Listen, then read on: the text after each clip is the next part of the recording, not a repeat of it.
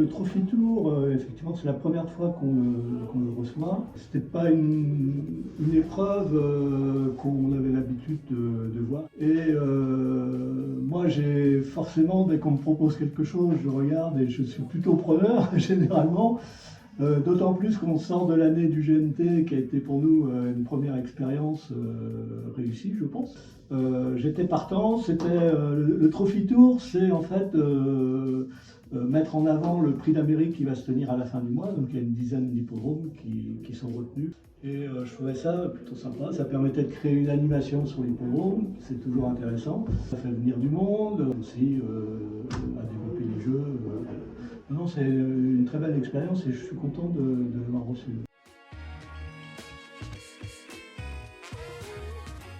Ouais, je pense que ça s'inscrit bien dans la continuité de ce qu'on fait depuis maintenant quelques années. On aime bien se challenger sur des animations et des choses comme ça, toujours dans l'optique de faire venir du public. Et d'ailleurs, quand on regarde nos chiffres, d'année en année, le public en nombre progresse. Donc du coup, le niveau des jeux aussi progresse. Donc je pense que c'est une bonne voie. Et ça permet d'impliquer aussi les entreprises locales, les élus aussi, bien sûr de Cordemais, mais de l'ensemble de la communauté de communes. Donc tout le monde participe et ça porte ses fruits. Alors déjà depuis quelques années, hein, on n'a pas commencé là hier, on a un travail de fond auprès des leaders économiques un peu de la région, au sens large. Et par ces contacts-là, on organise des déjeuners, des réunions, des événements auxquels ils sont bien sûr conviés. Et je pense qu'on a un bel hippodrome, on a un bel outil. Avec le restaurant panoramique, les tribunes, tout l'hippodrome est entièrement enrobé. Donc ça permet de circuler sur l'hippodrome dans de bonnes conditions, de déjeuner dans de bonnes conditions, de jouer aussi dans de bonnes conditions. Et tout ça, ça va dans le bon sens.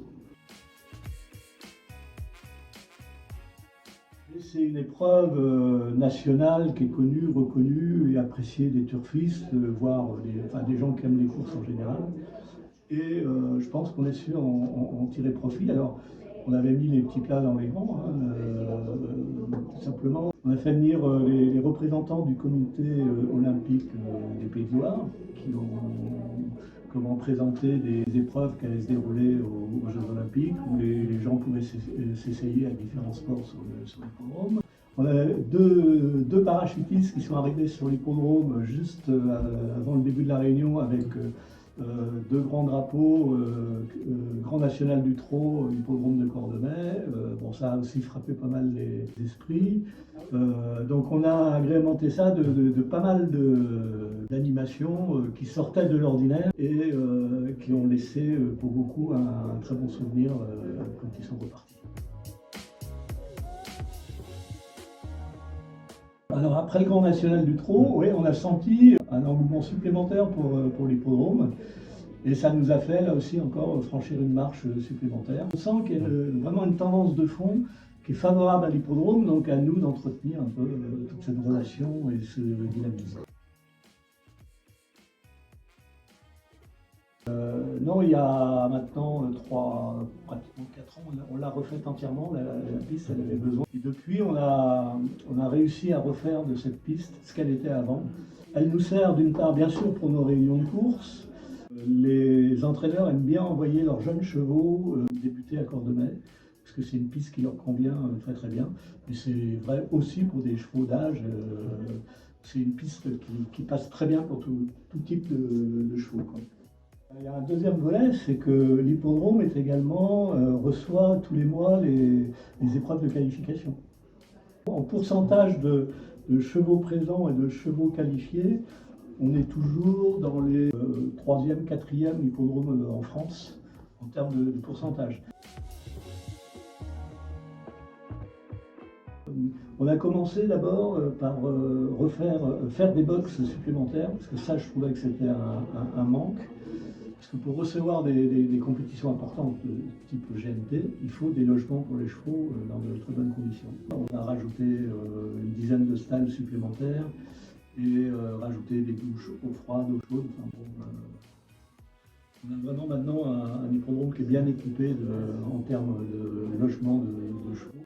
On a également rajouté des miradors autour de la piste pour les premiums, notamment pour filmer, pour les caméramans.